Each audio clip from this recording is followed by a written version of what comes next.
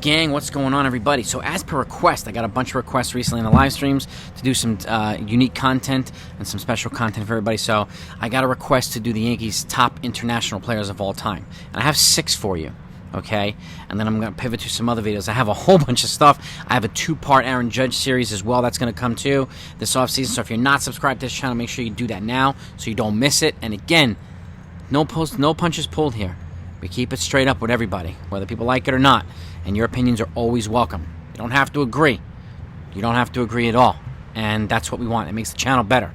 But let's get to these guys and gals. So, and we're going to be busy all off season. It's going to be a lot of fun. So, and free agency is right around the corner. Just remember that, gang. So I want to make sure you don't miss anything good. But let me give you my top 6 international players. I'm looking down because I have my notes in front of me here.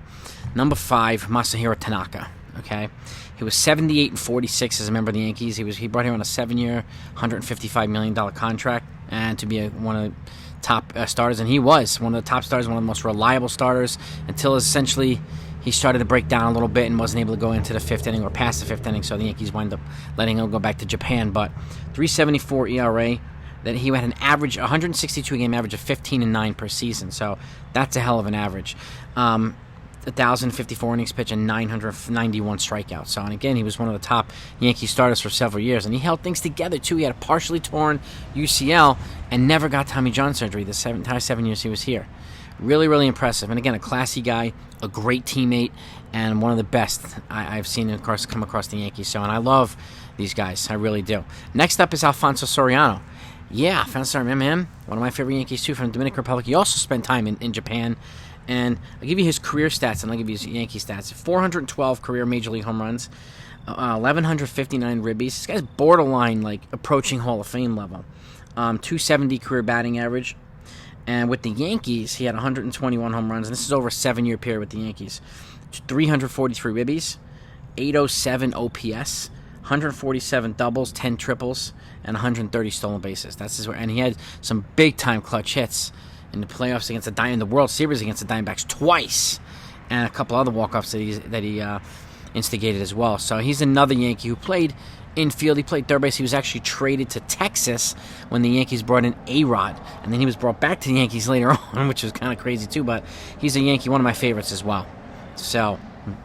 Number 5, Hiroki Kuroda, another underrated pitcher from Japan.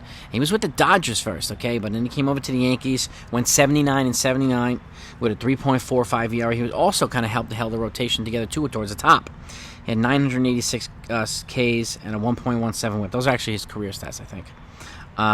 But he was solid across the board. Really, really across the board with the Yankees. Very reliable again. Kept them in position, kept them in the games, and another great pitcher. They've done a good job, with the exception of a few guys like Keiagawa, Jose Contreras, Hideki, what's his name, Irabu, the late Hideki Irabu. Even though he actually won some pretty big games for the Yankees too, he was universally hated here, especially by George Steinbrenner. Once he called him a fat toad, forget about it. It was all over after that. But Hiroki Kuroda, that's who that number 3. No, 1, 2, 3, 4. Okay, no 3. Next up. El Duque, one of the greatest, right, the Yankees. 9-3 with a 2.55 ERA just in the playoffs for the Yankees. 107 strikeouts in 19 games. Regular season, he was 90-65 with a 4.13 ERA. Where he made his money was in the postseason. When the Yankees needed a big game won, he showed up and put it together. When the Yankees had their backs up against the wall, there was no better guy to put up in that game than El Duque. He was money for the Yankees while he was here. And again, one of my favorites from Cuba, came over here on a raft boat in shark-infested waters. Like, his story's really cool, too. And one of my favorite Yankees of all time, really. Number 2, Godzilla, Hideki Matsui. Again, another guy who came over here from Japan on a relatively sizable deal. He had 175 home runs, 282 batting average with a 21.2 WAR. 140 of those home runs were with the Yankees, 597 RBIs of them with the Yankees. And remember, he was World Series MVP in 2009. His first game in the Yankee Stadium as a rookie, he had a grand slam off of the Minnesota Twins in the snow. I was at that game. That was a really cold-ass game. And he stamped his name and impact immediately. Early in his career, late in his career. So it's Hideki Matsui. I'll never forget as well. And lastly, he's still on the team from the Dominican Republic, Luis Severino.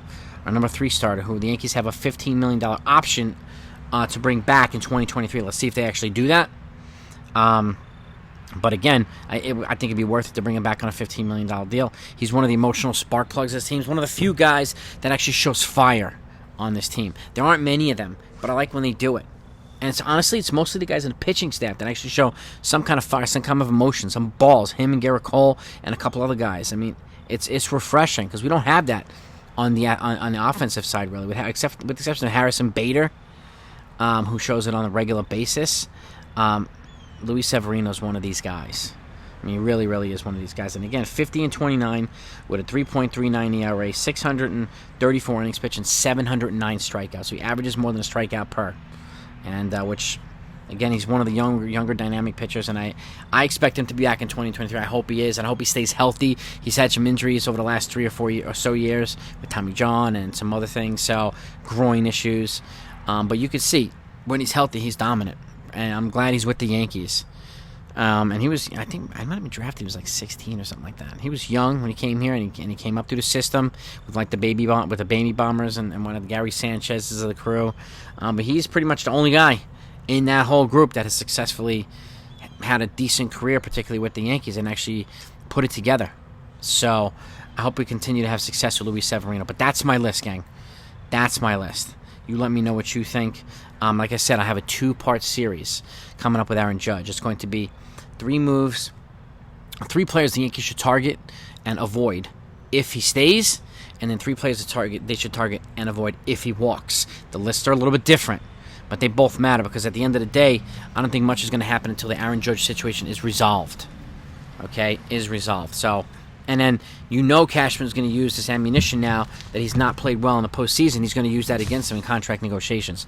And he has obvious ammunition at his disposal now. He does it anyway, but this offseason put it right in the holster for Cashman. There's nothing anybody can do to credibly deny that. Okay? Yeah, I didn't say deny. I say credibly deny because he shit the bed this postseason, as did a bunch of other guys. So it's not only him, but that's going to happen as well. I think you'll find these videos fascinating. And I have a whole bunch of other stuff coming too. So I hope you don't miss them. And I'll talk to you guys soon. And by the way, yeah.